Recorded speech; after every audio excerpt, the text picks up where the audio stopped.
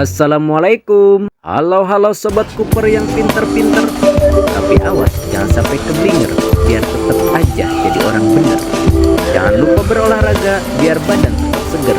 Dan saksikan saja review film kali ini berjudul Ready Fire. I love you. Kalau ada kesamaan nama atau kejadian, itu hanya kebetulan tanpa kesengajaan. Tanpa banyak muter-muter, biar gak liur, kita mulai saja cerita ini. Yuk, mari. Film diawali dengan seorang detektif polisi bernama Bong berlari menuju tempat keributan. Ternyata itu cuma mimpi.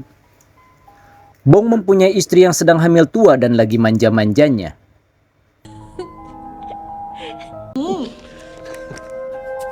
Pagi hari seperti biasa, Bong masuk kerja di Polda Metro Jaya dan bersama Inspektur Yow membahas tentang penangkapan bandar narkoba bernama Wong Kun yang akan melaksanakan transaksi malam harinya. Tapi Bong ditelepon oleh salah satu atasannya dan segera datang menemuinya. Yang ternyata disuruh Bos Chen, seorang konglomerat, menghentikan kasus anaknya yang mabuk berat, tapi dengan tegas Bong menolaknya.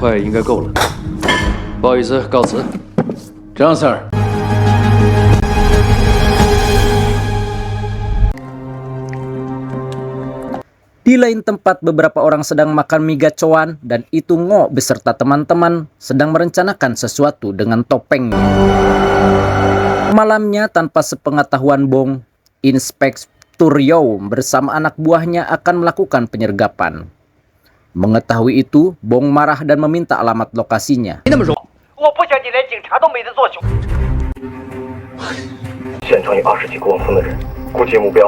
Inspektur Yow sudah di lokasi dan sedang mengamati CCTV ketika geng Vietnam datang, tetapi beberapa orang bertopeng menghajarnya dan ternyata itu adalah Ngo dan anak buahnya.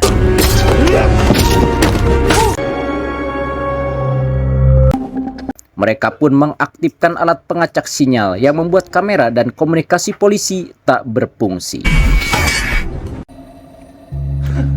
Selanjutnya Ngo sudah berhadapan dengan Wong Kun dan memperlihatkan di HP-nya polisi sudah mengepung tempat itu. Wong Kun pun marah dan terjadilah pertarungan di antara keduanya.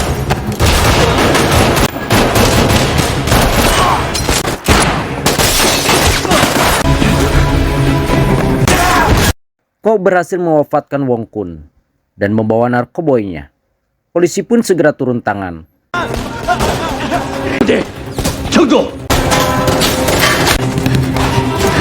Namun karena Ngo sudah mempersiapkan semua dengan matang, akhirnya semua anggota polisi pun nyawanya menghilang.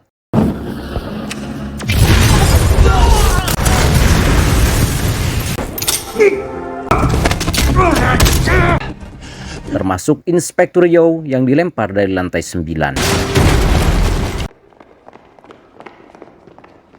Bong dan kawan-kawan tiba di tempat, tapi terlambat, semua telah wafat.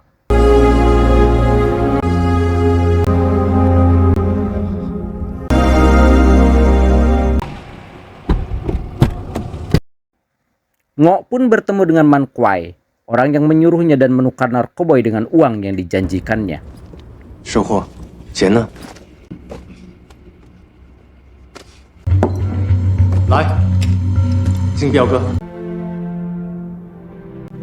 Esoknya Bong menghadiri pemakaman Inspektur Yow dan mengenang masa-masa bersamanya.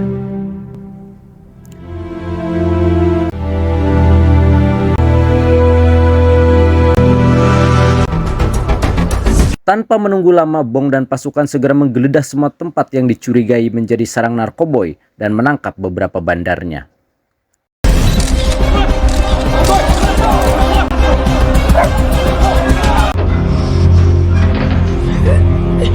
Sementara itu, Ngo di tempat persembunyiannya mengenang kembali masa lalunya. Ternyata Ngo dulunya adalah teman kerja Bong di kepolisian.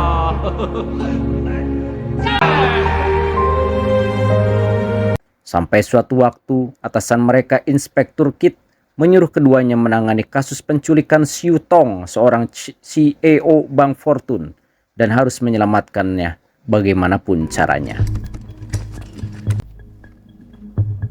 无论如何，看到可乐了，他出来拿车。 Suatu malam tim Ngo dan tim Bong sedang mengintai. Terlihat ada seseorang yang bernama Chola yang selama ini dicurigai mengetahui penculikan itu. Tim Ngo segera bergerak sementara tim Bong masih mengamati situasi. Tim Ngo menyergap Chola dan menginterogasinya untuk menunjukkan di mana Mr. Xu Tong disekap. Namun Chola bungkam. Ngo pun menelepon Inspektur Kit apa yang harus diperbuatnya, dan Inspektur Kit menyuruhnya lakukan apa saja agar Chola berbicara.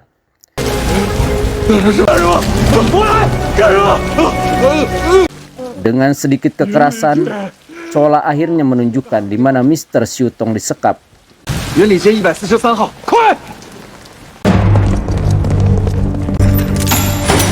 Dan akhirnya Mr. Xu Tong ditemukan. Namun anak buah Ngo yang lengah digigit oleh Chola mengakibatkan semuanya menghajar Chola hingga melayang nyawanya. Bong yang datang terlambat tak bisa mencegahnya.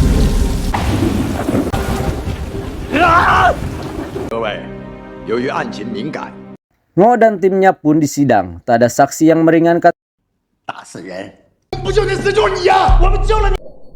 Termasuk Inspektur Kit yang membantah telah menyuruh membunuh Chola.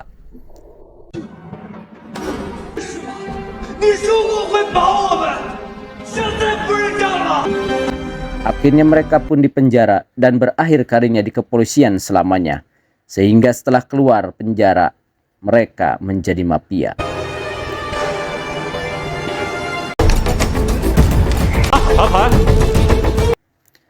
Kembali ke masa kini. Bong dan timnya menggerebek salah satu tempat perjudian dan menemukan narkoboy Wong Kun di sana, yang ternyata diedarkan oleh anak buah Man Kuai.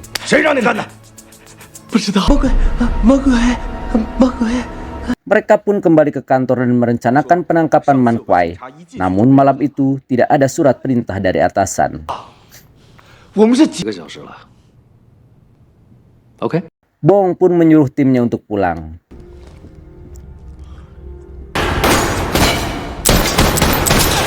Di tempat lain, Ngo yang mendengar informasi narkoboy Wong Kun telah diedarkan Man Kuai merasa khawatir akan tercium keterlibatannya oleh polisi, menyuruh timnya untuk membunuh Man Kuai.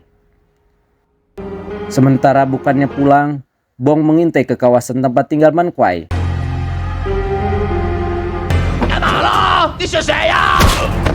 Dan berhasil menemukan anak buahnya untuk membawanya bertemu dengan Man Kuai.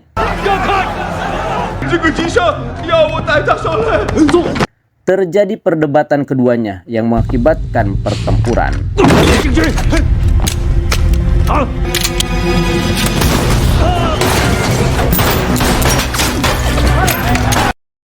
Bong yang sedikit kewalahan tiba-tiba datang timnya membantunya. Secara diam-diam mereka mengikuti Bong ke tempat itu.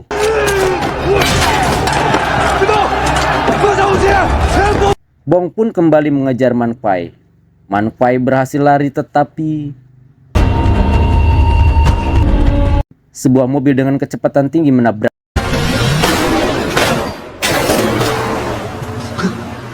Yang ternyata itu adalah anak buah Ngo. Dan Man Kuai pun wafat seketika.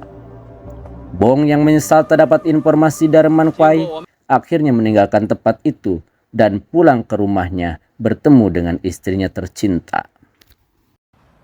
Sampai di rumah, badan yang lelah hilang sudah karena bertemu istri cantik yang soleha.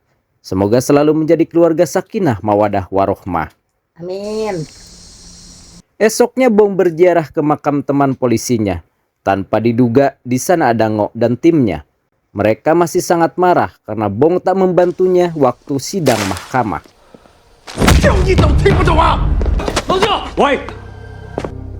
Tapi Ngo melerainya. Malamnya salah satu anggota tim Ngo bernama Cikung sedang bersama seorang janda dan memberikan jam tangan mahalnya. Ketika melihat gadget si janda, ia marah karena ada foto lelaki lain bersamanya. Lalu Cikung pun mencekiknya. Kabar kematian seorang janda sampai kepada Bong. Jam tangan yang ada bersama jasadnya, Bong mengenalinya, kepunyaan almarhum Wong Kun. Lalu mereka melihat CCTV dan terlihat Cikung sedang menyeret jasad wanita itu. Kecurigaan pun timbul, jangan-jangan Ngo dan timnya yang membunuh Wong Kun.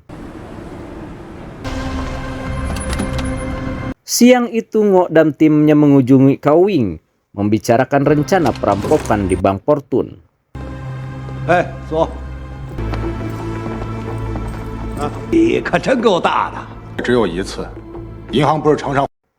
Tak lama, Bong dan timnya berhasil mengidentifikasi mobil yang dikendarai anak buah Ngo bernama Cikung dan Mikwah, lalu membuntutinya. 朝方向移动。 周公，你们跟我。 Mikwah yang kesal kepada Cikung kenapa polisi bisa tahu lalu melompat keluar mobil dan kabur.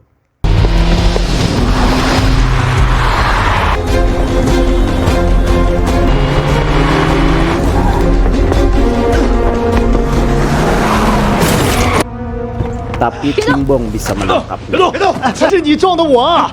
带回去。 Sementara Bong masuk ke dalam gedung di mana Ngo berada.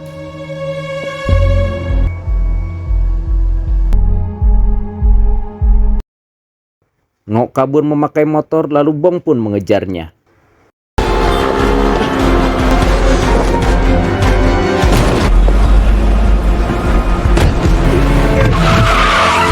Cikung terjebak di kemacetan. Saat akan ditangkap, tiba-tiba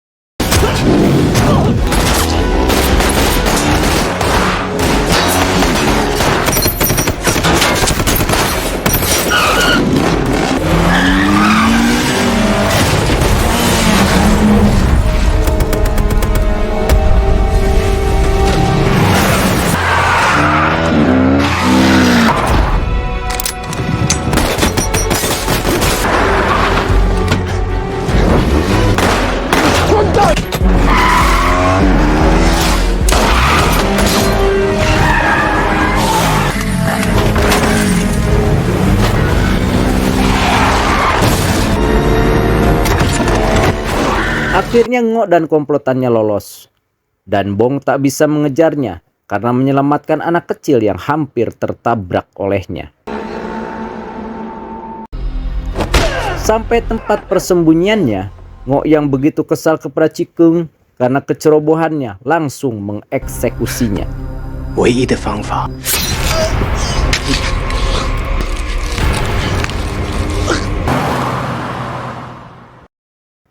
Lalu Ngo dan sisa timnya menculik Inspektur Kit, mantan atasannya.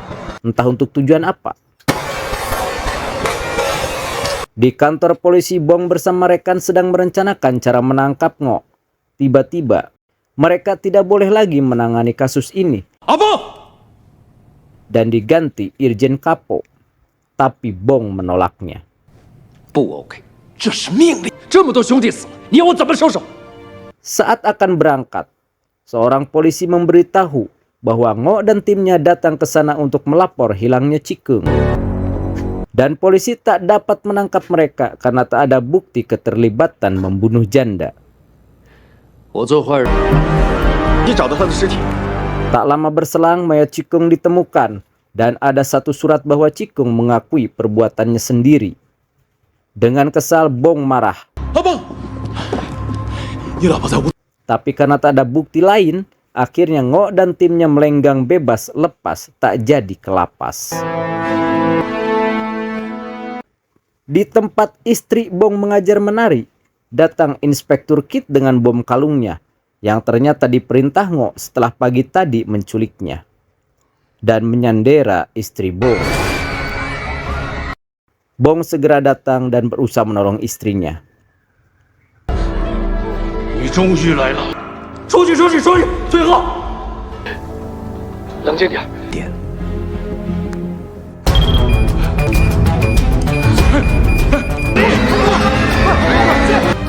警官，没时间了。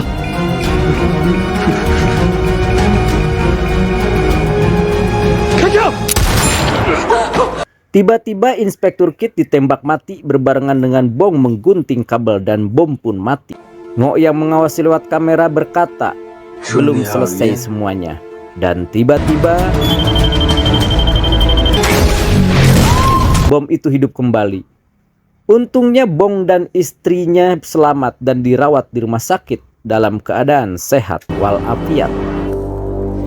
Selanjutnya Ngo mendatangi Cao Wing untuk rencana bersama merampok Bank Fortune.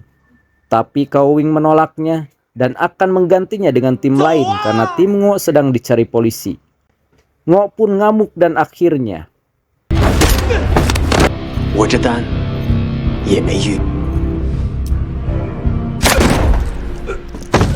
Cao Wing tewas di tangannya. Dengan segala pertimbangan, akhirnya Bong terus menangani kasus ini dan menemukan mayat Cao Wing di kantornya. Dan mendapat informasi akan ada perampokan di Bank Fortune. Benar saja, Ngo dan timnya dengan menyamar pelayan catering masuk dan menyandera CEO-nya, si Yu Tong.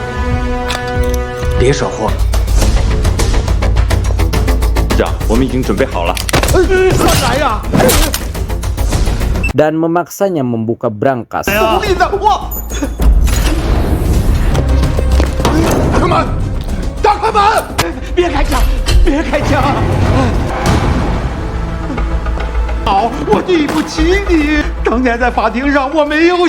Ngo pun dengan sadis membunuh Xiu Tong.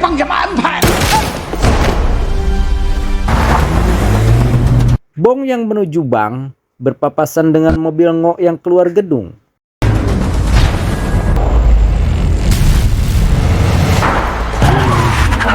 Lalu Bong pun putar balik mengikutinya dan terjadilah aksi kejar-mengejar.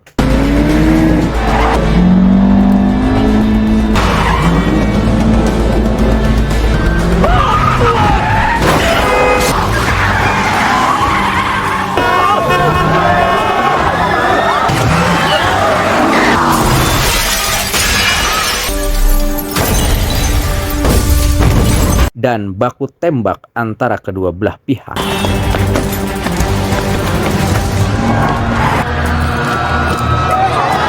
走啊！拿好，放下武器，发丢！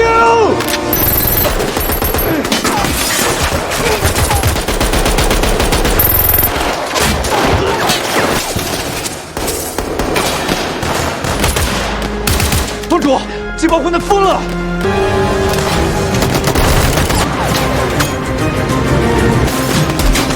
还能不能走？妈，去吃火锅。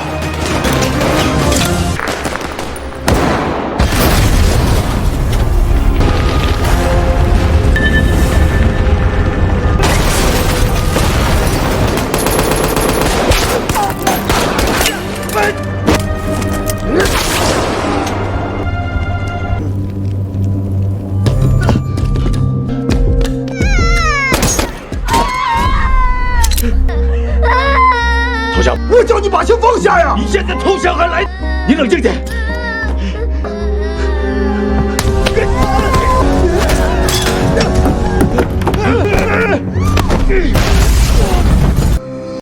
Satu persatu anak buah Ngo menghembuskan napas terakhirnya. Tinggal Ngo dan satu anak buahnya yang sudah terluka parah dan menyuruh Ngo untuk kabur sementara dia sendiri tewas dengan meledakkan granat di tangannya.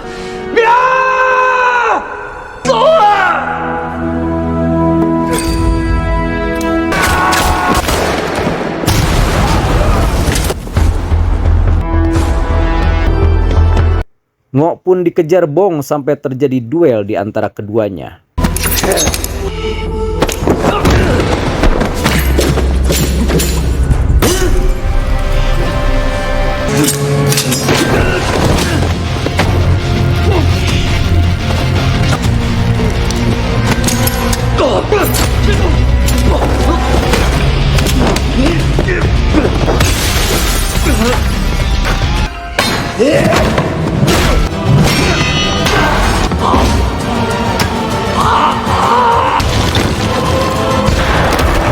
Setelah sedemikian lama akhirnya Mimin pun lelah, menyuruh Ngo untuk kalah dan Bong pulang ke rumah karena sudah habis perannya. Akhir yang mengharu birukan.